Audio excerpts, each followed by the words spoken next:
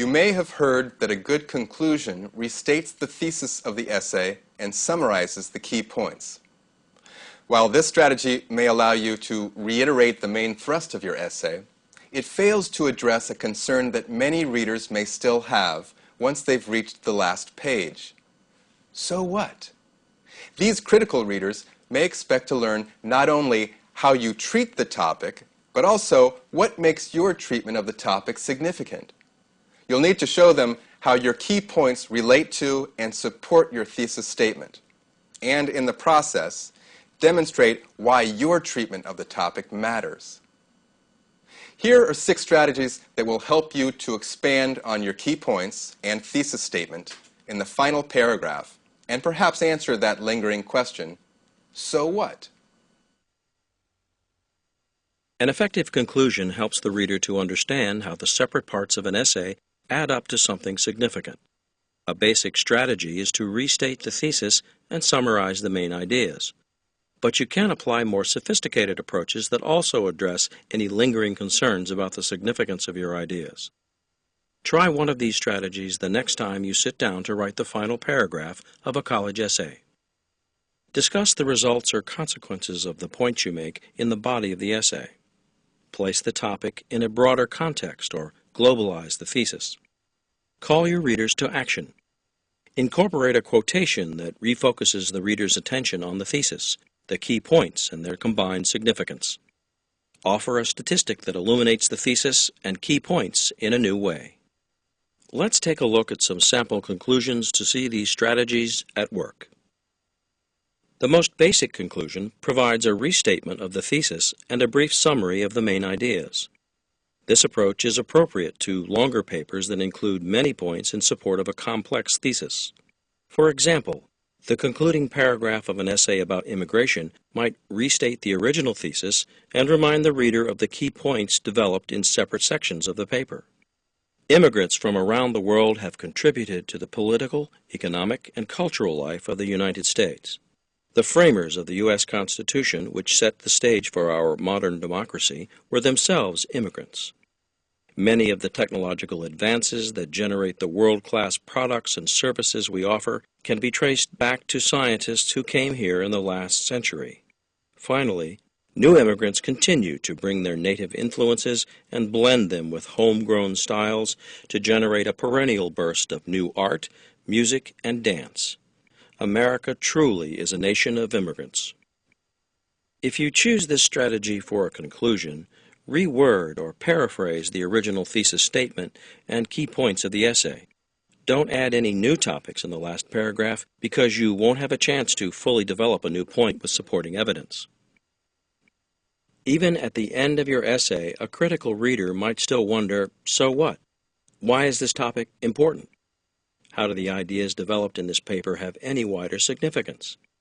You can address these concerns by ending your essay with a paragraph that discusses the results or forecasts the consequences of your findings. For example, the essay on immigration might end with a discussion of how an increase in the rate of immigration has sparked a national debate. The rate of immigration to the United States has fluctuated over the past century, while the current trend rivals the first 2 decades of the 20th century, when as many as 1 million new immigrants entered the country per year. The result has been an increase in public awareness and an intense debate among lawmakers over immigration policy. One view is that existing laws cannot meet the challenge of so many new candidates for immigration. Others argue that concerns about national security must be met before we consider the needs of potential immigrants. Ultimately, decisions about who should be admitted to the United States and in what numbers will balance prevailing concerns over national security with social attitudes about immigrants' rights. Now the critical reader can put down the essay confident that your treatment of the topic has broad significance. Another way to explain the significance of your topic in a concluding paragraph is to expand the context of your analysis or explain how the topic relates to other areas of inquiry. In the essay on immigration, an effective conclusion might discuss how the debate over immigration relates not only to economic and political effects, but also to cultural concerns. The opportunities and challenges of immigration have sparked a national debate about the economic ramifications of a growing influx of new immigrants. This debate extends to the effects of immigration on culture and language as well. In some communities, the foreign-born population outnumbers the population of residents born in the United States. In many cases, these immigrant communities use their native languages and draw upon their native cultures to conduct business. Some supporters of a new immigration policy point to these effects as evidence that the federal government should enact new restrictions.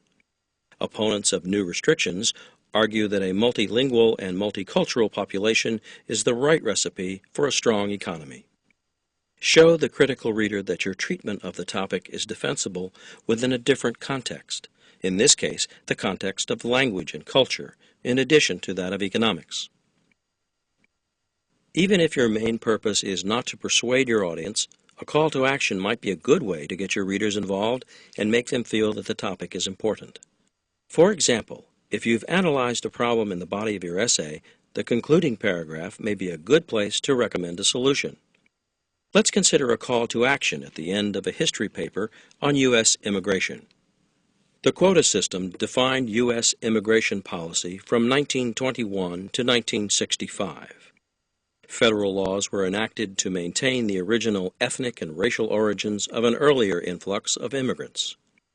The second half of the 20th century saw the focus change to laws that would preserve the values of democracy and a free market economy. In all this time, the historic openness of the American people, their willingness to accept newcomers from around the world, has been sustained by the need for technological savvy and dependable labor. Let us not now promote a new era in which ethnicity and race are again the chief criteria used to measure a person's right to become an American citizen. Let us instead enact fair and balanced policies that encourage civic responsibility and hard work, regardless of our places of origin. Closing the essay with a call to action was a favorite strategy among the great essayists of the 20th century, including George Orwell and Martin Luther King, Jr. Sometimes a quotation in the concluding paragraph will help to illuminate your treatment of the topic. For example, the essay on the history of U.S. immigration might end with a quotation that expands on the topic and shows it in a new light. Both the successes and the inevitable failures of past immigration policies might help us to evaluate current immigration law. The mixed response of the legislature to great floods of new immigrants streaming through Ellis Island, followed by periods when the numbers trickled to none, might provide answers to the following questions. Who should we admit, and in what numbers? If we go back far enough, we might even unearth the spirit expressed in the poem by Emma Lazarus, inscribed at the base of the Statue of Liberty. Give me your tired, your poor, your huddled masses yearning to breathe free, the wretched refuse of your teeming shore. Send these, the homeless, tempest-tossed, to me. I lift my lamp beside the golden door. The most compelling conclusion might include a statistic that illustrates your central point. In this conclusion, the writer highlights the number of immigrants who came to the United States within a period discussed in the paper and contrasts that number against the current rate of immigration. This strategy also expands the context and gives the reader a compelling answer to the question, so what? The rate of immigration is an indicator not only of the attraction that the United States has in other parts of the world, but also of changing social attitudes toward new immigrants. The population of the United States in 1800 was 5.3 million. By 1815, the number had grown to 8.4 million. Over the next 100 years, the country took in 35 million immigrants. Today, the country receives more than 1 million new immigrants every year, and the issue is at the center of political and social debate in the country. A brief history of immigration policy can offer timely lessons for a nation on the verge of new enactments to control immigration. The last paragraph of a college essay can do more than simply repeat the central idea and key points. Think of the conclusion as the last chance to prove that what you have to say about the topic is significant. You can accomplish this in a number of different ways.